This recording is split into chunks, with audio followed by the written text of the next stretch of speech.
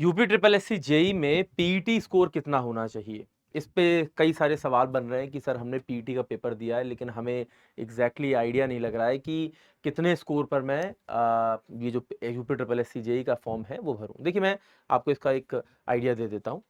ठीक है, देखिए अगर मैं बात करता हूं, देखिए यूपी ट्रिपल एससी ने अपने नोटिफिकेशन में क्या कहा है। यूपी ट्रिपल एससी ने अपने नोटिफिकेशन में कहा है कि पीईटी में अगर आपका जो स्कोर है, ठीक है ना, वो नेगेटिव नहीं है या जीरो नहीं है तो आप क्या कहते हैं, फॉर्म भर सकते हैं।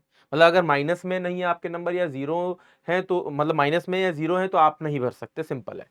लेकिन अगर पॉजिटिव है तो आप भर सकते हैं। अब फॉर्म भरने के बाद ये है सिनेरियो, क्योंकि पूरी बात को समझिएगा तभी आप समझ पाएंगे कि आपको भरना है या नहीं भरना है।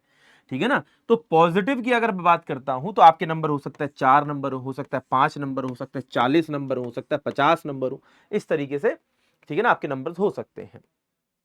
अब जहां तक आप देखें तो इंजीनियरिंग के ज्यादातर स्टूडेंट्स ने पीईटी का पेपर नहीं दिया है और बहुत ही कम ऐसे स्टूडेंट्स हैं जिन्होंने पीईटी का पेपर दिया हुआ है। उसमें भी आप देखिए जितने भी बच्चों के मेरे पास ईमेल्स आए, मेरी ईमेल आईडी पर या टेलीग्राम पर मैसेजेस आए, उसमें आप देखिए मोस्ट ऑफ द बच्चों के यही सवाल है कि सर मेरा स्कोर लो है, क्या मैं भर सकता हूं? देखिए मैं आपको बता देता हूं कि इसमें क्या है कि इन्होंने करीब, ठीक है ना, 2847 लमसम जो वैकेंसीज है ये निकाली है और इन्होंने बोला इसका 15 गुना बच्चा जो है हम लोग यूपी ट्रिपल एससी जेई के फॉर्म के लिए भरकर बुलाएंगे। यानी कि जब आप फॉर्म भरेंगे तो इसमें एक शॉर्ट लिस्ट कैंडिडेट्स की लिस्ट बाहर आएगी जिनको यूपी ट्रिपल एससी का पेपर देने को मिलेगा फॉर दिस मैनी वैकेंसी। यानी कि मोटा मोटा जो नंबर एक अगर मैं राउंड ऑफ कर लूं इसको 3000 वैकेंसी पर और 15 से मल्टीप्लाई कर लूं, ठीक है, तो 45,000। तो भी अगर मैं चलो चलो उसको काट पीट को ले आऊं तो 44,000 43,000 बच्चे, ठीक है ना, लेकिन मैं मोटे नंबर पे 45,000 ही कह रहा हूं। तो अब उसके अंदर जैसे कि क्या है, ठीक है ना, आप देखिए उन 45,000 में से, क्योंकि जहां तक मैं देखता हूं पीईटी देने वाले जो बच्चे हैं, क्योंकि बच्चों को पहले से प्रायर इन्फॉर्मेशन नहीं थी, जो बच्चे पहले से इस चीज का थोड़ा सा ख्याल रखकर कि यार उम्मीद है कि इस बार आ जाएगी, उम्मीद है कि इस बार आ जाएगी, तो 2023 में जिन चुनिंदा बच्चों ने पेपर दिया वो देने के लिए फॉर्म भर पाएंगे और उनकी जो परसेंटेज इस बार काफी कम है। ठीक है ना, और कम होने की वजह से आप ये देख लीजिए कि इसके अंदर लो स्कोर वालों को भी मुझे लगता है कि अच्छी खासी जगह मिल सकती है। इसलिए भले ही आपका स्कोर कम हो, भर लीजिए, क्योंकि चांसेस बहुत लिमिटेड नंबर ऑफ स्टूडेंट्स होने की वजह से शॉर्ट लिस्टिंग के ज्यादा हैं।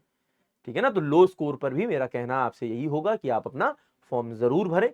ठीक है ना, और शॉर्टलिस्ट होने के चांसेस बहुत ज्यादा है, फिर तो आप यूपी ट्रिपल एससी का भाई अपना पेपर जो आपको देने को मिलेगा उसको दें। उसका एग्जाम पैटर्न भी अभी तक इन्होंने रिलीज नहीं किया, तो उसके ऊपर मैंने एक एडिशनल वीडियो बना दी है, मैं इसी वीडियो के साथ अटैच करा देता हूं। आप उस पर क्लिक करके एग्जाम पैटर्न को देख लीजिएगा और मैंने किस बेसिस पर वो एग्जाम पैटर्न बताया है, उसकी पूरी रिसर्च और उसका मैथड भी आपको बताया है, जिसकी मदद से हमें लगता है कि यही एग्जाम पैटर्न होगा। ऑल्दो वो पूरी तरह से गलत भी हो सकता है, लेकिन 99% चांस हमें लगता है कि यही होना चाहिए। ठीक है ना, तो एक ये चीज है। तो पीईटी भरना है या नहीं भरना है, लो स्कोर है या नहीं है, तो वो एक मैंने आपको पूरा आइडिया दे दिया है। और इसमें इन्होंने ये चीज बोली है कि 2023 में जिन्होंने पीईटी दिया है, ठीक है ना, सिर्फ वही फॉर्म भर सकते हैं। राइट है, चलिए आपको लगता है कि इसके अलावा भी आपके कोई डाउट है तो वीडियो के नीचे कमेंट करिए और हमें बताइए। धन्यवाद।